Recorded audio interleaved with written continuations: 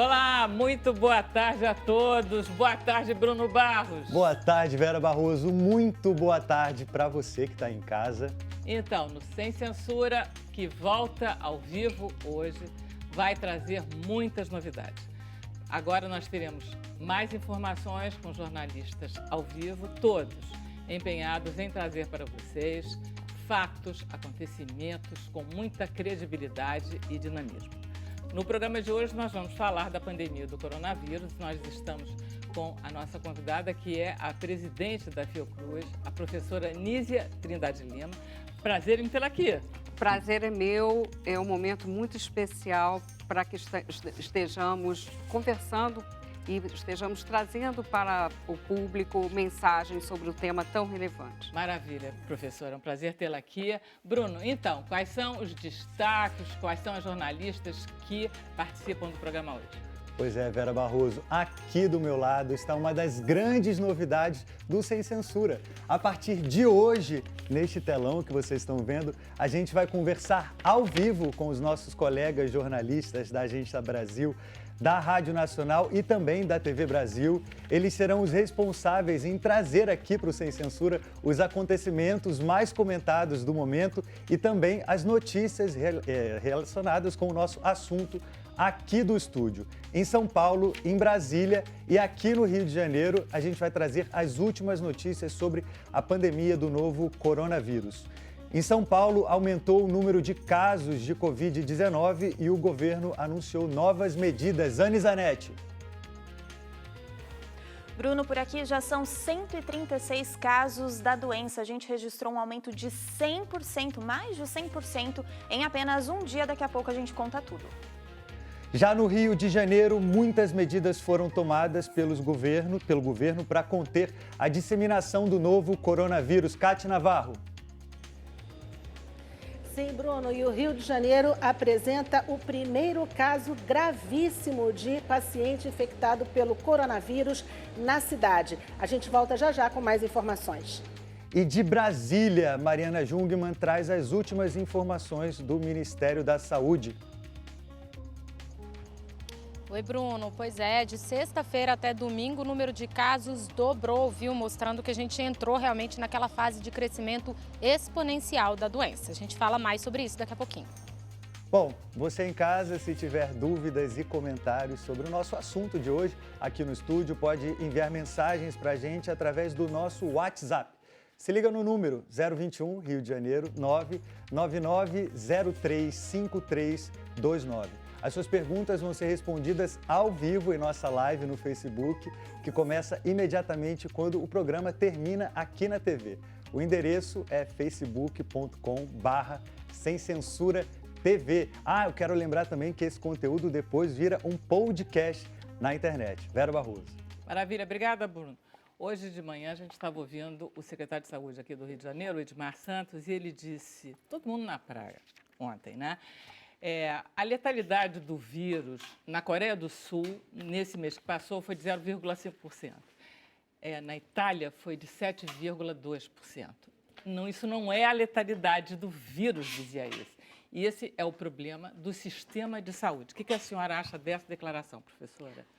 Essa declaração tem que ser vista com toda a seriedade e, nesse momento, as autoridades públicas e a sociedade como um todo têm que estar no esforço de contenção do vírus, porque, além do problema da letalidade, o que vai acontecer é que nessa curva exponencial haverá uma pressão sobre o sistema de saúde e não se poderá atender como é adequado à população, tanto para essa doença que hoje exige esse nosso esforço, tanto pensando também em outros problemas de saúde que nós estamos vivendo. Então, é fundamental, nesse momento, seguir as orientações da distância social, da redução das atividades que podem ser reduzidas, da proteção a toda a nossa sociedade e aqueles grupos mais vulneráveis. Eu tenho dito, a minha saúde é a saúde do outro, e quem acha que nós estamos exagerando, pense o seguinte, não é um exagero, temos que fazer isso nesse momento. Em todo o mundo essa questão está colocada, nos países da Europa, na França, com projeções bastante sérias. Tem que ser um esforço a nível global e tem que ser um esforço no nosso país. Maravilha. A gente vai passar para o Bruno Barros. Pois é, Vera Barroso, porque agora a gente vai direto a Brasília, ao vivo, saber da Mariana Jungmann os últimos dados do Ministério da Saúde sobre essa pandemia de coronavírus. Mariana.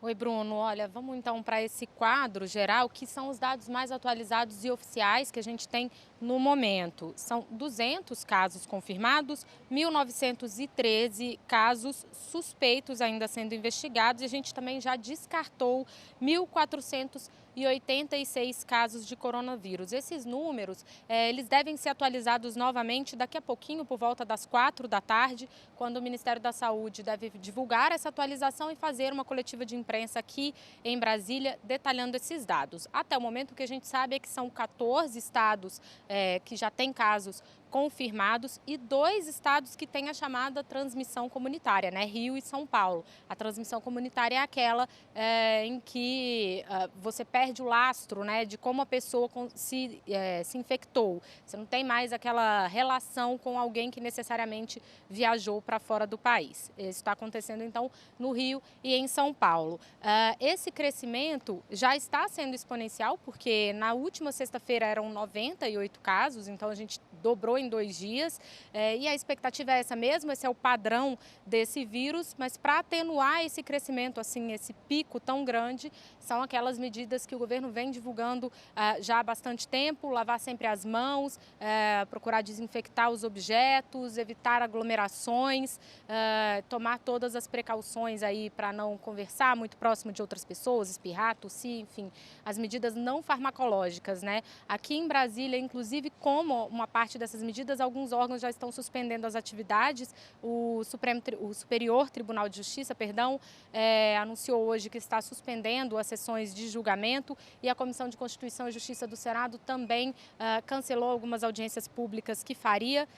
Mas nas outras atividades, o Congresso Nacional vem mantendo ainda a previsão das atividades, mas os presidentes das 2 casas estão conversando, Bruno, Vera, para decidir aí se também vão fazer esse tipo de suspensão. Obrigado, Mariana. Daqui a pouquinho você volta com mais informações aí de Brasília. É isso, gente. Esse é o momento de ficar em casa. Quem pode tem que ficar em casa. E agora, de Brasília, vamos direto para São Paulo, porque dobrou o número de casos do coronavírus durante o último final de semana na cidade. Anne, esses números são impactantes, não é não? Surpreendente, né, Bruno? Olha só, conforme o balanço do Ministério da Saúde, subiu de 65 para 136 o número de casos confirmados do novo coronavírus aqui no estado de São Paulo. Entre sábado e domingo, o número mais que dobrou, como você bem disse. Esse aumento percentual foi de 109%. Além dos confirmados, São Paulo também tem 1.125 casos suspeitos e 551 já descartados. Os registros do estado estão concentrados aqui na capital paulista. Por aqui, são 108 casos só na cidade. Os demais estão distribuídos entre as cidades de Santana do Parnaíba, Ferraz de Vasconcelos, Carapicuíba e São Bernardo do Campo, aqui no ABC Paulista. Para além, Bruno, desses números oficiais, eu lembro que o Hospital Israelita Albert Einstein, que fica aqui na zona sul da cidade, já informou que na última quinta-feira, até a última quinta-feira, só em suas dependências já foram 98 resultados positivos para a doença. Esses registros, entretanto, ainda não foram contabilizados pelo Ministério da Saúde. Bruno? Obrigado, Anne. Daqui a pouco você volta com mais informações aí da capital paulista. E agora a gente vai falar com o Rio de Janeiro, Cátia Navarro, porque a cidade maravilhosa tem um primeiro caso gravíssimo de coronavírus e é o 2º caso do Brasil. Cátia Navarro. É sim, Bruno, o 2º caso do Brasil. A primeira é uma mulher que continua internada em estado gravíssimo em Brasília, e aqui no Rio de Janeiro, um homem de 60 anos está internado em estado gravíssimo no hospital particular aqui da cidade. Hoje, escolas privadas e municipais, públicas, universidades fechadas neste primeiro dia depois do decreto do governo do estado para que não haja aglomeração. O secretário estadual de Saúde manteve o trabalho de todos os servidores públicos da saúde no Rio de Janeiro. As férias estão suspensas. As cirurgias só serão realizadas em pacientes cardíacos ou com problemas oncológicos. As demais também estão suspensas. De acordo com o secretário, até agora oficialmente, nós temos 24 casos aqui no Rio de Janeiro de pacientes infectados com coronavírus. Mas, segundo ele, esses números devem chegar a 24 mil pacientes até o dia 4 de abril. Por isso, a emergência das autoridades para que todos colaborem e atendam a todas essas intimações para que as pessoas lavem a mão, não se aproximem, mantenham distância, fiquem em casa. E por isso também que todos foram pegos meio de surpresa e ficaram muito apreensivos com a lotação das praias cariocas no fim de semana e os bares à noite. Bruno, é com você. Obrigado, Cátia. Eu acho que essa relação que a gente está tendo aqui no Novo Sem Censura é o ideal para esse momento de pandemia de coronavírus. A gente conversa através da tela, da internet. E falando nisso, a gente vai agora ao Arpoador, onde está a repórter Flávia Grossi. Boa tarde, Flávia. Como está a situação do Rio de Janeiro, da praia aí em Ipanema?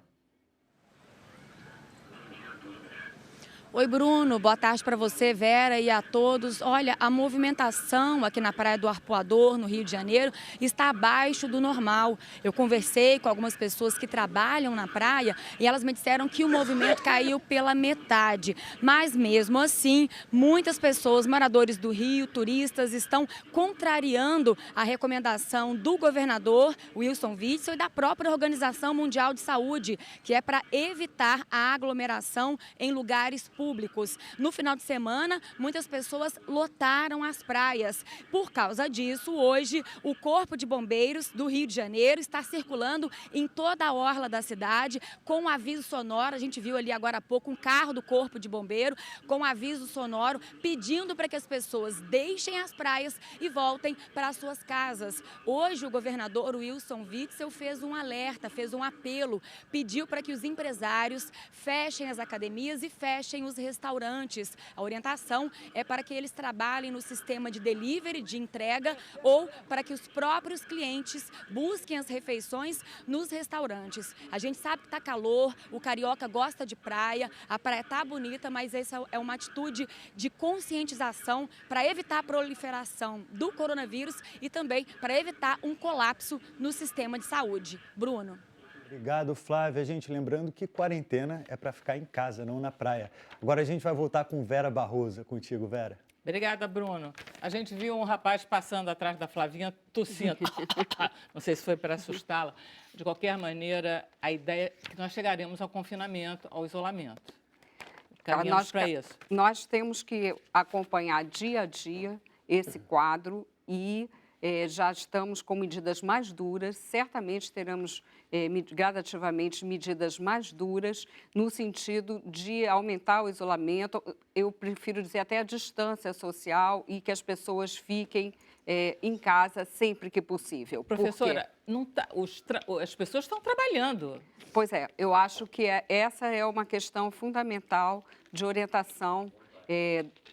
Hoje, né, o Ministério da Saúde, que tem essa coordenação a nível nacional, definiu diretrizes para esse momento. Hoje, certamente, às 16 horas, novas diretrizes serão colocadas e existem as realidades específicas dos locais com transmissão comunitária, Rio e São Paulo. Então, acho que terá que haver um esforço de todos e regras claras e a colaboração do setor privado, dos empresários, né, no sentido e também do setor público. Na Fiocruz, por exemplo, que nós nos consideramos parte da solução do problema, porque estamos trabalhando com diagnóstico, estamos trabalhando, reforçando o sistema de vigilância, ações de formação para profissionais de saúde, tudo que é necessário nesse momento que está dentro da nossa competência a fazer. Nós fizemos um plano de contingência. Então, por exemplo, nossas aulas estão se verificando à distância e estamos fazendo um planejamento para isso.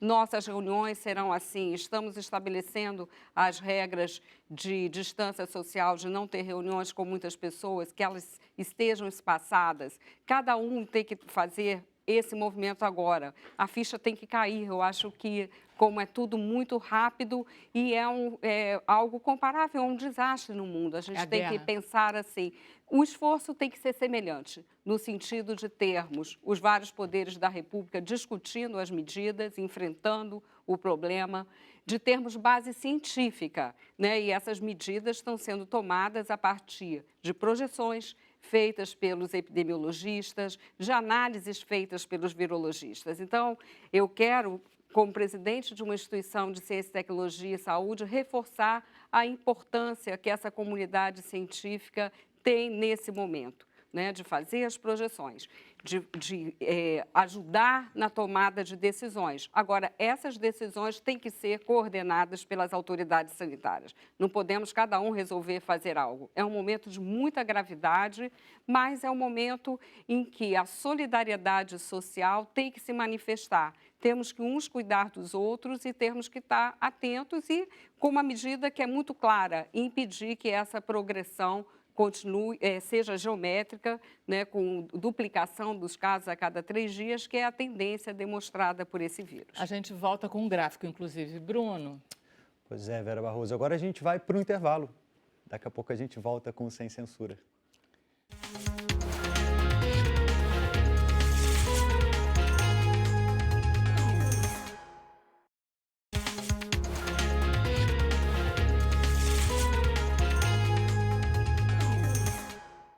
E voltamos ao vivo com o Sem Censura, hoje conversando com a presidente da Fiocruz, Nízia Trindade Lima. Professora, a gente tem uma curva possível e uma curva real que aconteceu na Itália. Sim. A gente tem até o gráfico, a gente vai mostrar no vídeo. A senhora acha, pelo que a gente está fazendo, que a gente vai conseguir achatar realmente a curva a ponto de que os serviços de saúde, a senhora tem esperança que isso aconteça? Acho que mais que esperança, eu usar esse tempo aqui para reforçar que essas medidas sejam cumpridas. Esse é o caminho para que nós consigamos retardar reduzir essa velocidade dessa epidemia, permitindo aos serviços de saúde cuidar de quem precisa ser cuidado.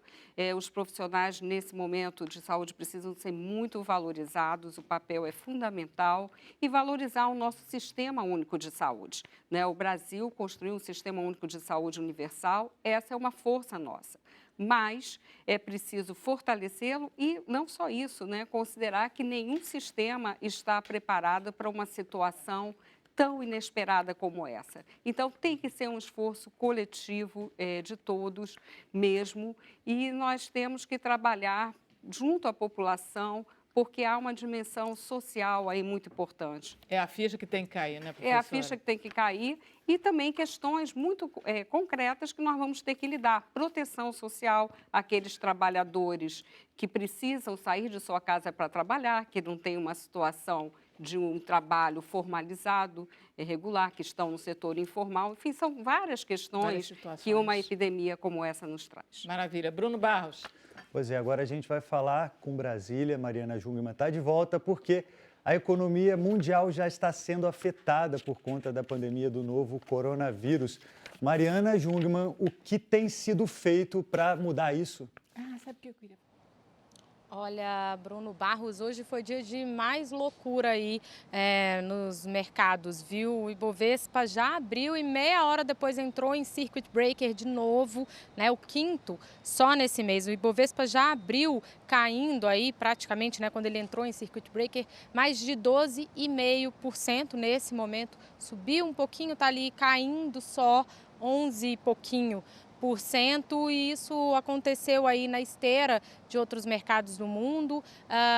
Ontem, alguns bancos centrais de vários países anunciaram quedas nas taxas de juros para tentar apaziguar aí um pouco os ânimos do mercado de capitais. O Federal Reserve dos Estados Unidos, o Banco Central do Japão, da Nova Zelândia, todos anunciaram quedas nas taxas de juros, mas parece que o efeito foi um pouco inverso, viu? O investidor acabou ficando mais desconfiando que a crise era ainda mais séria, ou seja, acabou que não teve o efeito esperado. Vamos ver como é que a Bolsa vai fechar por hoje, Bruno.